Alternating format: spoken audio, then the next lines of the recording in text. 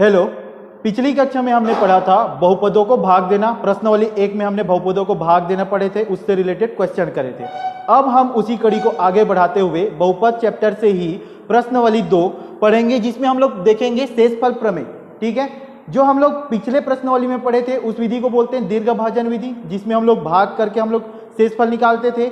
हम लोग अब देखेंगे कि कैसे सीधे तरीके से हम लोग शेषफल निकाल सकते हैं, डायरेक्ट शेषफल निकाल सकते हैं। उसके लिए हम लोग प्रयोग करेंगे शेषफल प्रमेय। अब ये शेषफल प्रमेय होता क्या है, आइए देखते हैं। यदि किसी बहुपद f ऑफ x को x माइनस a से भाग दिया जाए तो शेषफल f ऑफ a होता है। क्लियर है? ये शेषफल थ्योरम है। ये होता क्या है, f ऑफ x को किसी भाजक, ये हमारा भाज्य हो गया, तो हमारा भाजक क्या x माइनस a से जब इसको भाग देंगे तो हमारा शेषफल क्या हो जाएगा, बोल रहे हैं f ऑफ a। मतलब क्या हो रहा है, f ऑफ a का अर्थ है f ऑफ x का मान x बराबर 1 हो गया। ठीक है, चेंज हो रहा है ना, जो x है वही a हो गया। थोड़ा क्वेश्चन करके देखते हैं, आपको समझ आ जाएगा। देखिए, प्रश्नावली 1.2 का पहला क्वेश्चन है, यदि p ऑफ x बराबर x की घात 3 धन 3x की घात 2 ऋण 5x धन 8 को निम्नलिखित से भाग करें तो शेषफल प्रमेय की मदद से शेषफल ज्ञात कीजिए। ठीक है, हमारे पास क्या है, p ऑफ x, यही हमारा f ऑफ x है। ठीक, ये हमारा भाज्य है।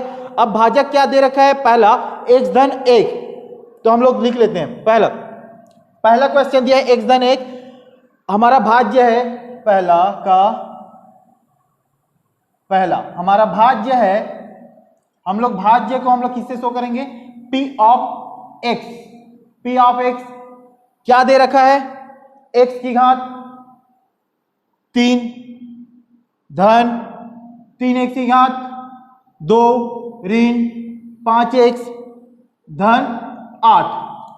ठीक, और हमारा भाज्य क्या दे रखा है, x धन 1। भाजक क्या दे रखा है, इसको हम लोग बोलेंगे g ऑफ x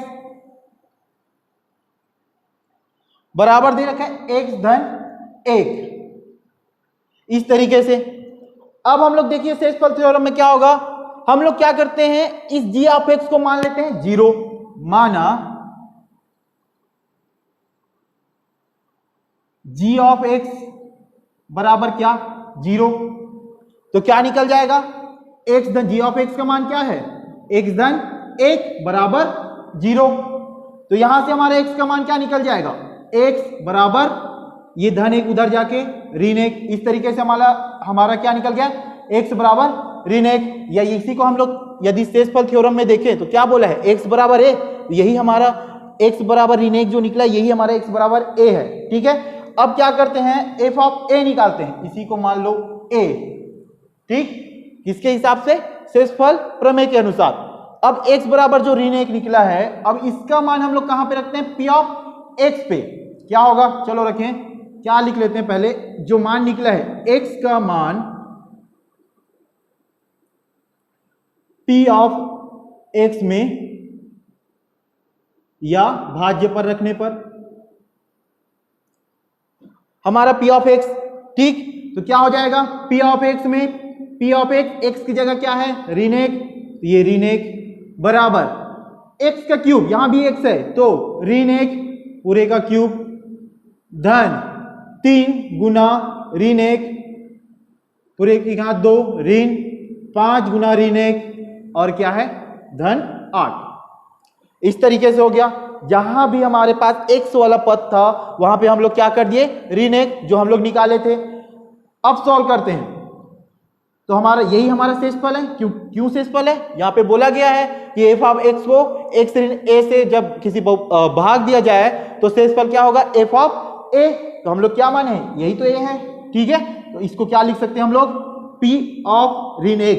ठीक है, यहाँ पे कंफ्यूज नहीं होना कि यहाँ पे f ऑफ x है करके, यहाँ पे हम लोग p ऑफ x और f ऑफ x वही है। ठीक है, बस लिख दिए हैं कि p ऑफ x। देखिए, जब भी ऋण 1 है, ठीक है, जो घात है यदि सम होगा, यदि सम संख्या है तो क्या हो जाता है, वो धनात्मक हो जाता है। लेकिन यहाँ पे क्या है, विषम घात क्या है, किसी भी ये ऋण 1 के घात में क्या है, विषम संख्या है, तो क्या हो जाएगा, ये ऋणात्मक ही रहेगा। तो ये हो गया ऋण 1, और 1 के ऊपर कितनी भी घात हो वो संख्या 1 ही रहेगी। धन 3 गुना, ये पहले कर लो, 3 गुना, ये देखो अब ऋण 1 के घात में क्या है, सम संख्या, तो ये क्या हो जाएगा धनात्मक, तो 1 ऋण 5, देखिए सबसे पहले क्या होगा, चिन्हों का गुना होगा, ऋण गुना ऋण धन और 5 एकम 5 धन 8, इस तरीके से। अब ऋण 1 धन 3 एकम 3 धन 5 धन 8, अब सॉल्व करते हैं। 8 5 13, 13 3 16, और क्या है ऋण 1, और तो हमारा आंसर क्या आ गया 15। तो P ऑफ ऋण 1 बराबर क्या निकला हमारा शेषफल 15। तो हमारा भाज्य, जब हम P ऑफ x को G ऑफ x से भाग देंगे तो हमारा जो शेषफल निकलेगा वो क्या आएगा 15। इस तरीके से हम लोग सीधे निकाल सकते हैं शेषफल थ्योरम से। अब देखो नेक्स्ट क्वेश्चन, ये बाकी सब इजी देख लो, दूसरा थोड़ा लेंदी लग रहा है तो हम लोग इसको बता देते हैं, ठीक है। हमारा नेक्स्ट क्वेश्चन है दूसरा, क्या है 2x ऋण 1, 2x ऋण 1, ठीक है, यहां पे लिख दिया हूं। भाज्य क्या है वही रहेगा, ठीक, भाजक है हमारा g ऑफ x 2x ऋण 1।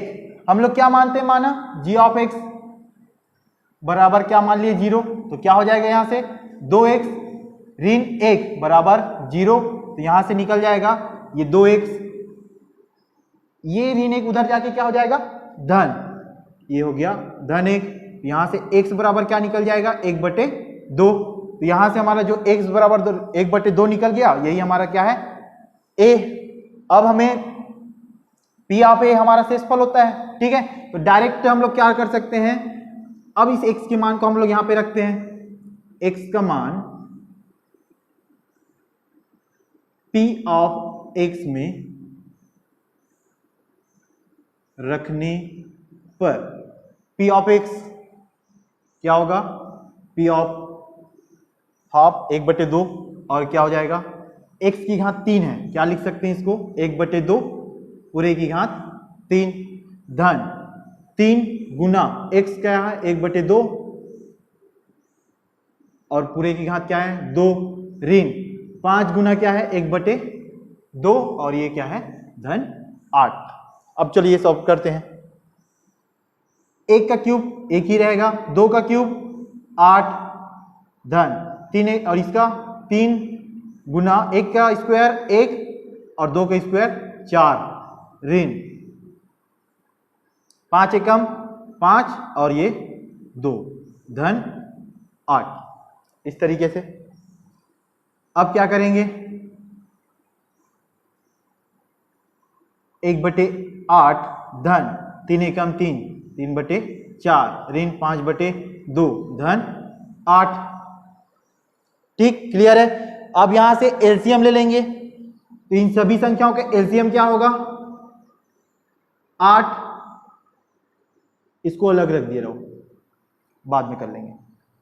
8 हो गया, तो इसका क्या हो जाएगा 8 लिए हैं तो ये क्या हो जाएगा 4 दूनी 8, यहां पे 2, अरे 8 एकम 8 और यहां पे हो जाएगा 4 है तो 4 दूनी 8, तो ये हो जाएगा 3 गुना 2 और ये हो जाएगा ऋण कि 2 चौक 8, तो ये हो जाएगा 5 गुना 4। क्लियर है, ठीक। यदि एलसीएम नहीं निकालना आता होगा तो इसके लिए भी एक वीडियो बनाएंगे, ठीक है। यहां से हो गया।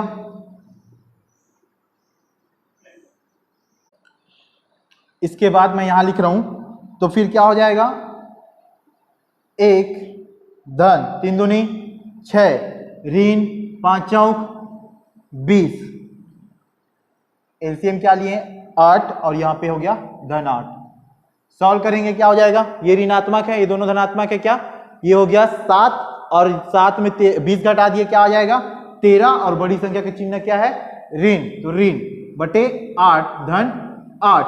अब इसको सॉल्व करेंगे 8 अट्ठे 64, पूरे का एलसीएम लेंगे ना, तो 8 अट्ठी 64, ये हो गया 64 और धन है धन और ये हो गया ऋण 13 पूरे का 8।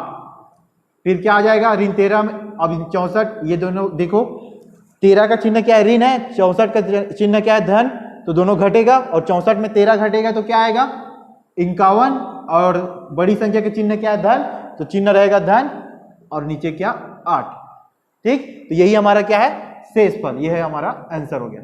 इस तरीके से हम लोग शेषफल प्रमेय से हम लोग क्या कर सकते हैं, सीधे तरीके से हम लोग शेषफल की प्राप्ति कर सकते हैं। ठीक, बाकी क्वेश्चन आप लोग बना के देख लेना। ठीक है, इतने में आप लोग समझ जाओगे कि कैसे क्या करना है। क्लियर है?